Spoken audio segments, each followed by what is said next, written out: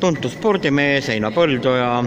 Praegu lõppesid siin Tootsi kivivõistlused Oskar Lutsu Palamuse gümnaasiumis. Mitmes kord teie olete osalenud siin?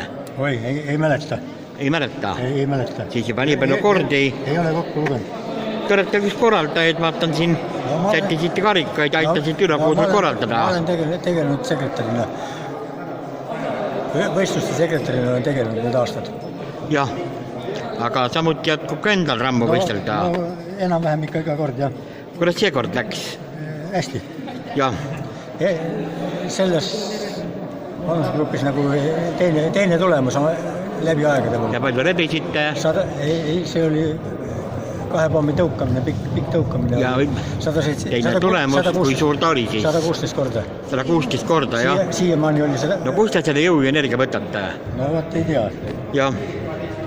Juba vanast rasast.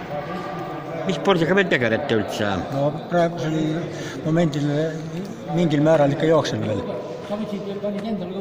Kuidas siin tingimused Palamuse gümnaasiumi võimla, see spordihoone siin, kui siin ringi vaadata?